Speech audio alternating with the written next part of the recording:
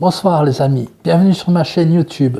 Je suis très heureux de vous retrouver pour une nouvelle vidéo sur Avengers Endgame. Donc j'ai beaucoup aimé ce film et je l'ai fait assez tardivement parce que je voulais faire une critique sans spoil. Et donc Avengers Endgame se passe juste après Infinity Wars. Tous ceux qui l'ont vu bien sûr, donc comme je vous ai dit, je spoil à mort, donc ceux qui n'ont pas vu le film, je vous conseille d'attendre d'avoir vu le film avant de regarder ma vidéo. Donc dans Endgame, ça se passe juste après le dernier Avengers, et Thanos a claqué des doigts et une moitié de l'humanité a disparu. Et donc, qu'est-ce qui se passe? Les Avengers décident de se venger. Ils arrivent à trouver Thanos et très vite Thor le décapite. Mais bien sûr, ça ne ramène pas la moitié de l'humanité qui a disparu. Les Avengers sont très déprimés pendant un moment et puis ils ne savent plus quoi faire. Alors, ils cherchent, ils réfléchissent, mais ils essayent de refaire leur vie et tout.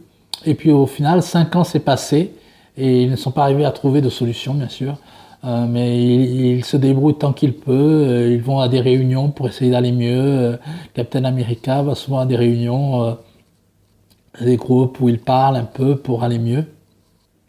Tony Stark, Iron Man, s'est marié avec Pepper. Ils ont une petite fille. Black Widow se débrouille comme elle peut, mais elle est encore très traumatisée. Donc Hulk, lui, a plutôt pas mal réussi parce qu'il a réussi à trouver l'équilibre entre la créature et le professeur Banner. Il est devenu une espèce de docteur Hulk. C'est plutôt celui qui a un peu le mieux réussi après les événements du dernier film. Et qu'est-ce qui se passe? On retrouve Ant-Man qui avait disparu dans le monde quantique et qui refait surface 5 ans plus tard. Sa fille a grandi, lui il pensait qu'il était resté coincé que quelques heures et en fait 5 ans s'est écoulé. Il a appris ce qui est arrivé à l'humanité, que la moitié avait disparu et il va proposer un voyage dans le temps aux Avengers pour l'aider à refaire revenir tout le monde.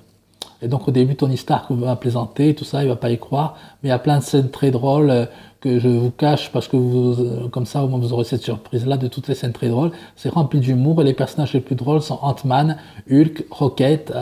À mon avis c'est les personnages les plus drôles du film.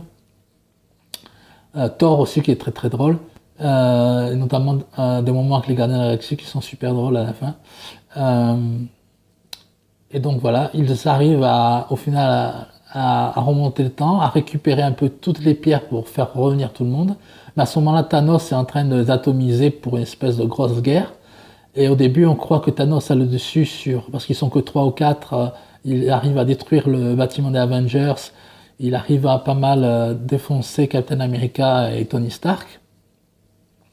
Et puis au final, ils arrivent à faire revenir tous les personnages qui reviennent dans la bataille. Et donc une grosse bataille titanesque se produit entre tous les Avengers qui reviennent. Black Panther, Doctor Strange, Spider-Man, les armées de Black Panther, les Valkyries de Thor, une armée gigantesque voilà, de 100 000 personnages, enfin une très grosse armée avec des Valkyries qui ont les chevaux volants, les femmes qui se battent aussi, la femme d'Iron Man qui a son armure, Captain Marvel qui est méga puissante, enfin ils sont hyper nombreux.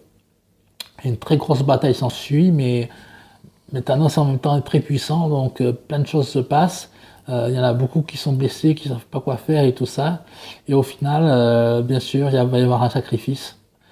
On s'attendait tous un peu, et puis finalement, c'est Tony Stark qui, pour sauver tout le monde, va se sacrifier. Donc moment de larmes, moment d'émotion, d'adieu à un héros qui a beaucoup marqué le Marvel Univers. Et donc bien sûr tous les fans sont très émus, et moi aussi par la mort de Tony Stark, qui était un personnage que j'appréciais beaucoup, de par la personnalité de l'acteur, surtout Robert Downey Jr. qui donnait vraiment une personnalité très marquée, très attachante, très drôle à Tony Stark. Et c'était un héros que j'aimais beaucoup, et la mort de Tony Stark a vraiment marqué un tournant pour moi et pour tous les fans dans l'univers Marvel. Après on va les voir tous plus ou moins à l'enterrement, et on va voir que Captain America va devoir ramener toutes les pierres d'infinité à travers le temps qu'ils avaient prises. Et au final, il va décider de suivre les conseils de Captain America parce qu'en fait, en allant dans le temps, il va retrouver Peg, son ancien amour pendant la guerre, et il va vivre avec elle dans ce voyage dans le temps. En fait, il va décider de rester dans les années 50. Il va vivre avec elle et ils vont avoir une vie heureuse de couple, normale. Et du coup, quand ils vont appuyer sur la machine pour le faire revenir dans le temps, ils vont pas le voir et ils vont voir à un moment donné un vieil homme sur un banc.